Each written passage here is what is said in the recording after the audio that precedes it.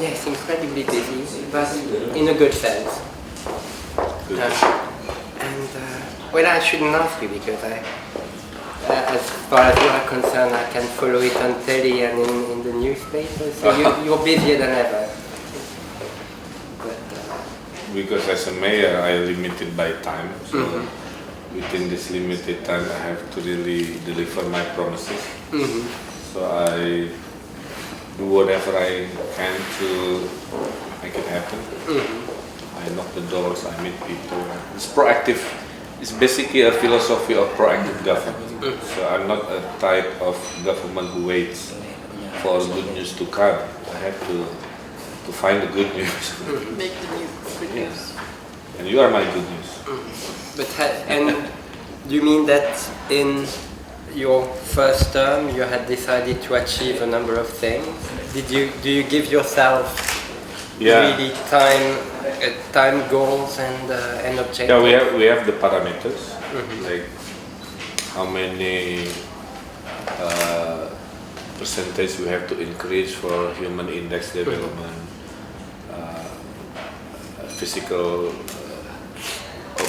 development also, and many things. But I think so far so good. Next month we will be awarded the best performing government in Indonesia. By the Association of Mayors or by, by the Minister of Menpan, Mr. Yudi. Minister of, I don't know in English, Menpan. State apparatus, civil service minister. That's my reform to make sure my bureaucracy can in line with the new culture, the new professionalism. With Smart City, now I can control e-budgeting, I can control the performance of each individual of my people and my staff also. So the first week we were having a bad score, like 48. 48 is very bad. It means the bureaucracy works as if they are working. They look busy, but they're not doing anything. That's the score 48. Now I'm happy we are reaching 80. 80 means my bureaucracy works according to the big vision, they translated into details, and now I feel comfortable that everybody is busy doing things. When we review, the whole thing will become one nice big picture at the end, delivering promises. Working with benchmarks and indicators, I imagine it's something that was very new for many people around you in the bureaucracy. Is it something that you feel people are starting to appropriate? That the people working with you and the civil servants are starting to recognize as an efficient mode of government and as something that is actually good for their own. They also understand now that Bandung people are very interactive in appreciating or in complaining. So last week, for example, my citizen complained about when she tried to register for the new business, the local neighborhood unit head, Pak RT, asking for money, right? So she complained. Within 24 hours, we solved the problem. Because of this complaint, we respond and party apologized to the lady. So I said to the whole system, this is to indicate that now you are watched by people, and by means of smartphone, people will easily to record your conversation, to take picture of whatever happened. So now because of this, they understand the time is changed to better government, to transparent government, to proactive government. I also give reward and punishment policy I give reward to many good bureaucrats, and I give punishment also to many bad ones. So this reward and punishment, going smart city to monitor the process, become more professional. That happened in 2 years. Also because I'm exercising the new kind of leadership, which is leadership who always in the middle of the people. Sometimes leadership means you have to always in the front, sometimes in the middle, sometimes in the back. So I'm exercising more now in the middle. So when I have an idea, I show them also how to do this. Not only pointing fingers or asking people to move forward, but also showing what to do. So that's very tiring. So it means 50% of my time will be on the road, checking things, reviewing things, evaluating things. Now, in my 3rd year, the foundation of good governance is already take a shape. Now I'm focusing more to economy, to investment, to meet you, because now I know the basic foundation of good governance is more or less taking a better shape. And actually the economic growth and the social well-being that comes with it must also be the reward of the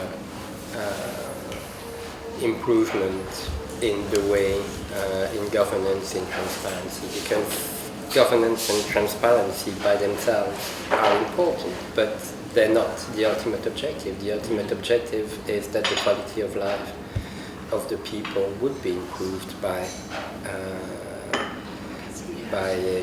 a more efficient government. At the end, it's not just wants to prove that we are transparent. At the end, we want to use this new culture to create prosperity to my people by cost-efficient government, by proactive government, by open government.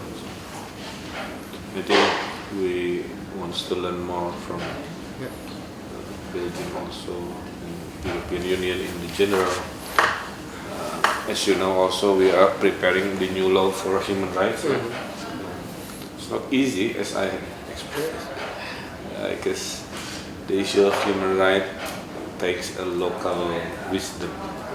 But sometimes it's not always aligned with what we perceive in the universal perspective.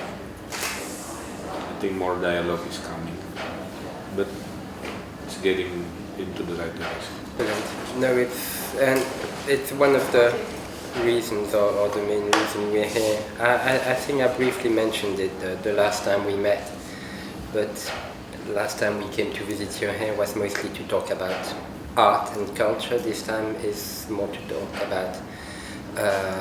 about technology and economic cooperation. We have a system in Belgium that's quite similar to the British system or to the one in Denmark, where the crown prince, or in this case princess, leads major economic missions everywhere in the world. So for instance, they went to Qatar and the Emirates. That was in March. My colleague in Qatar had to deal with a delegation of more than 400 people. So we're talking about large delegation, not 30 plus, not 50 plus, not even 100. We do not believe this will be, they're coming to Bandung, it will be 400 people in Jakarta and Bandung, but it would be probably by far the largest we've ever had. To Indonesia. 400 is a big group. Yes, 400. Too big to manage. Too big. So hopefully we will have something slightly smaller. Then now the princess is taking a group of more or less the same size to Canada, and then she intends to come to Bandung the third week of March 2016. Typically, the princess herself, which for us, of course, is the most important because she's there as the personal representative of the king and leading the delegation. So far will be 2 cities, Jakarta, Bandung. Yes, that's right. We might go to Bogor as well, because I met, thanks to you, during your colleague during the Asia-Africa Summit here with you, and so we decided that it will be mostly presented as Jakarta and Bandung. There were questions of going to Surabaya, but they said no, it's Bandung that's interesting. Quite a lot of our companies, and partly because of what Natalie has been reporting over what you are doing in a way of smart city, new Bandung, and the connection between business, government, and academia. At this stage, we're still very much brainstorming about the program in Bandung, which would probably have 3 major components. The one with the largest group of companies would be over smart cities and technology,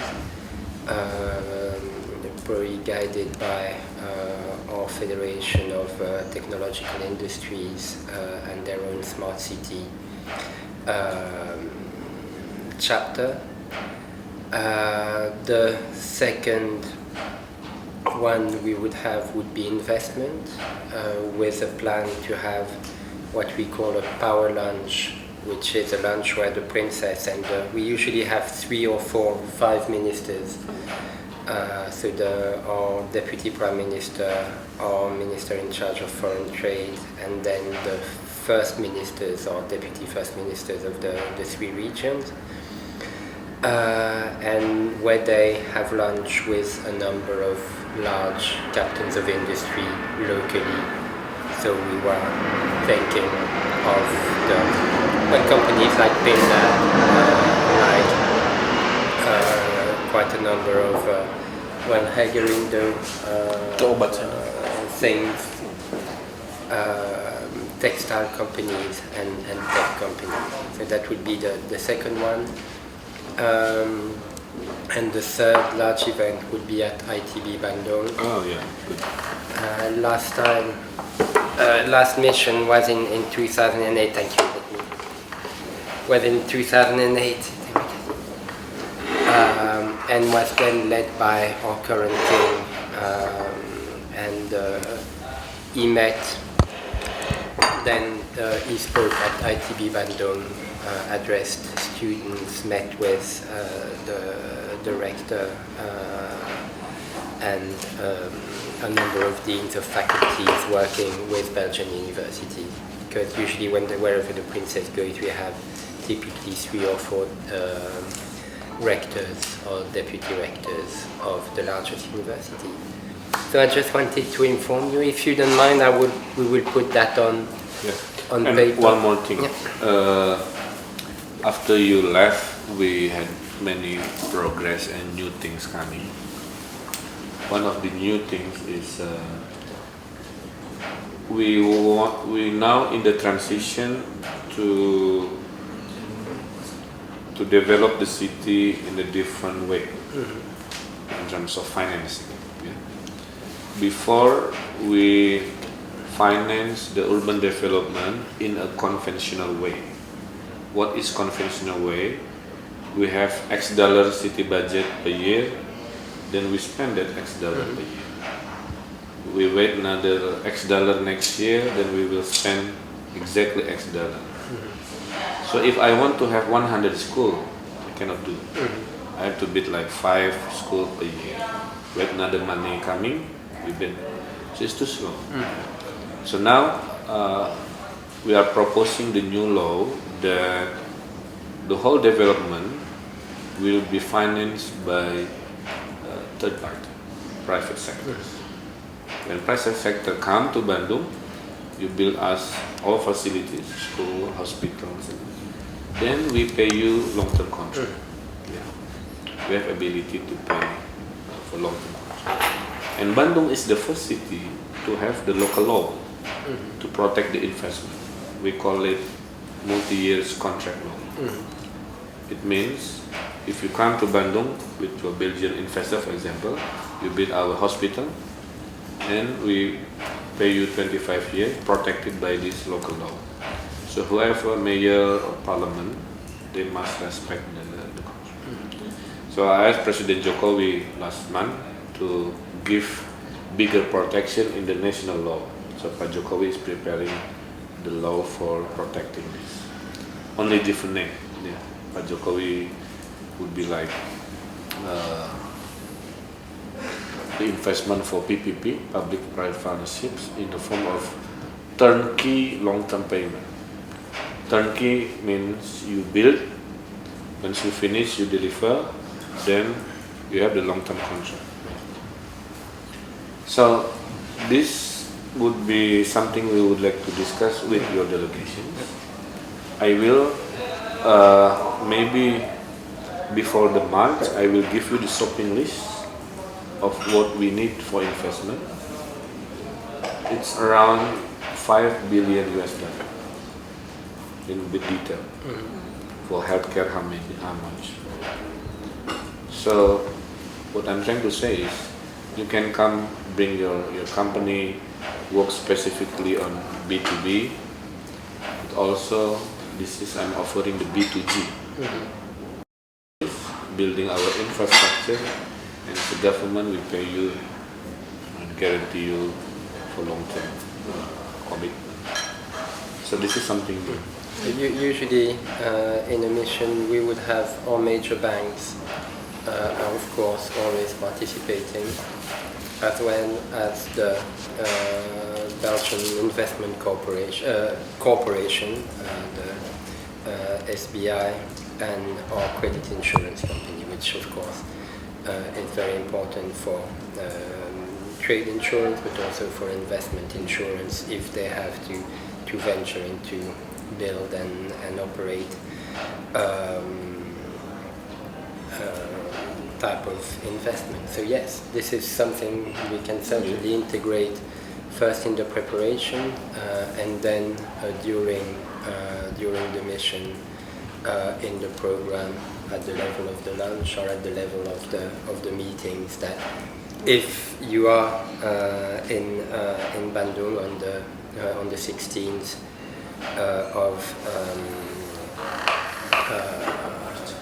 of March or the 17th, that of course the priority for the princess and the delegation is to meet you and listen to your narrative of building a city, highly technological city in a country with still technological challenges, and that is something that interests. And we grow the best in the country, right? 8.5%.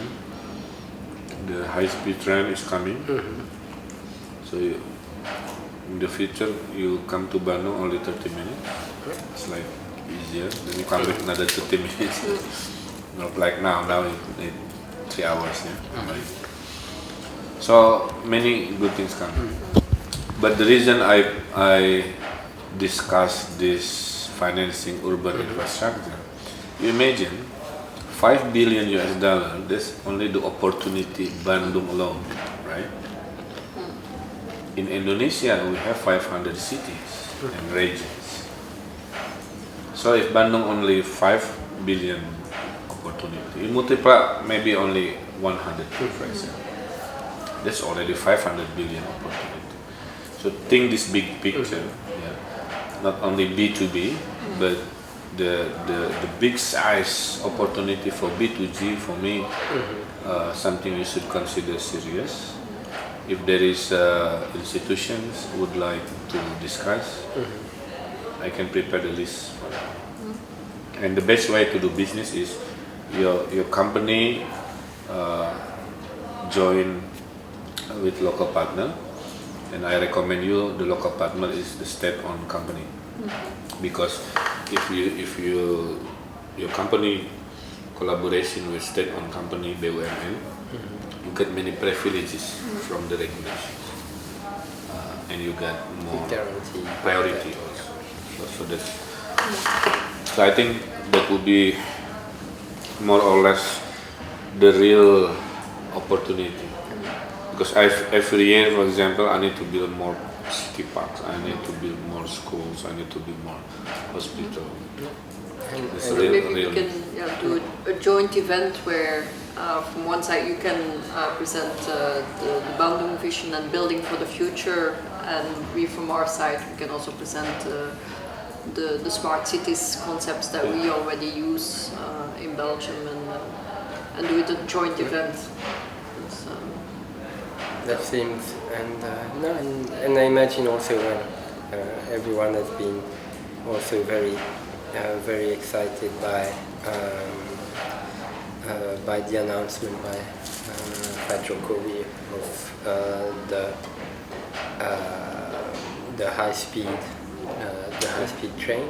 I imagine if Brussels is anything to go by, or Liège, of course, is anything to go by, having the high-speed train arriving in the city is not only a matter of transportation, but changes the heart of the city. When the high-speed train coming, not only Bandung that benefit, but also 2 new cities will be built by this consortium. The city at kilometer 94 in Pasir, and a new industrial park in Kerawang area. Without high speed, there is no justification. But now justification by. That's why the high speed train is B2B. Do not need a guarantee from central government. And I might, if you don't mind, send you some documents. But we've had examples. The Calatrava station in Guillemins in Liège is one, but also the Antwerp and in Brussels one, where the arrival of the high-speed train has been used to have a complete urban regeneration. And actually, I don't know if it's exactly the case in Bandung, but whereby the surroundings of the new station would become prime residential and business areas and be regenerated, whereas in the old days, well, usually train stations were not in the most sought after part of the city, and then we managed through the purchasing of land and the development around the high-speed terminus station or the high-speed station to create a new social environment for living, but also new business districts and new shopping districts, and completely rethink the city around the high-speed train. And we've got certainly for as far as that is concerned, and for any regeneration or new city, we've developed also the concept of smart lighting for cities by a company that is now making, I would say, the smartest in station, train, but also in general city lighting. For smart lighting, we will have a bid in January. So your smart lighting should come earlier, not months. I have a presentation of the company I can give you already. Yeah, so Bandung will be shifting the whole city lighting into green energy and smart lighting. Yeah. So in the next 2 months, we're preparing the document for bidding. So January will be have a bidding. So I'm hoping your company can participate. 60,000 city lights. Yeah, well, they have an integrated system where the lighting is not only lighting but also has cameras, has sensors. Like at night when nobody's passing, the light is dimming. When someone passes, all the next lights will start lighting. They have integrated Wi-Fi. They have cameras for security and safety. Yeah, so it's a really smart concept that they have, and they were the first company worldwide that switched completely to LED already many years ago. And it's a decision that paid off because it's also paying off for those that invest in LED lighting, because of the cost or the energy saving is so much higher than the investment after a very short time. So this is a presentation on USB, but I'll tell the person. This is district lighting. Yeah. I'll tell them to come in contact with yourself or someone of your staff. Okay. I'll write the invitation, but meanwhile you notify them. Yeah, and we by January be ready, because we have 60,000 city lights that I want to change to LED and also to smarter management. Perfect, and we will integrate the dimension also you discussed about the build and operate. Sorry, it's a lovely design. It's slightly hard sometimes to pull. Oh, you have to pull? Yeah, you have to pull. It's oh, that's not a good. They're not responsible. Let me. Stuck again. No. Oh, yeah. Sorry, might need a little bit of. It looks better than it works, but actually the USB stick itself works. But here's the thing: I suggest you to do business here. Now, Swedish company won the contract from us to install the parking meter.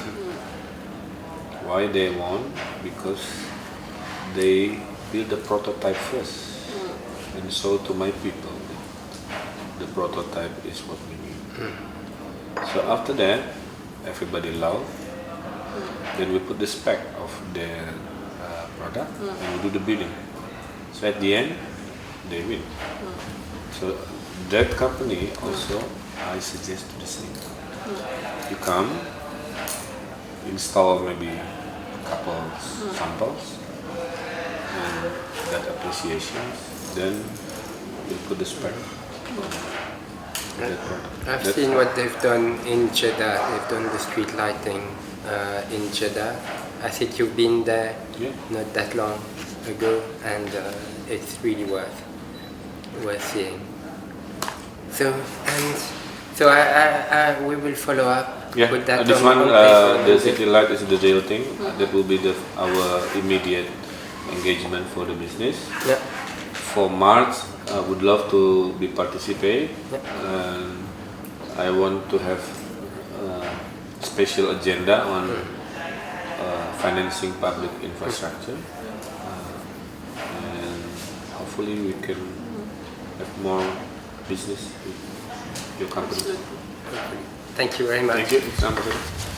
Can I quickly ask? Sorry, may I ask you?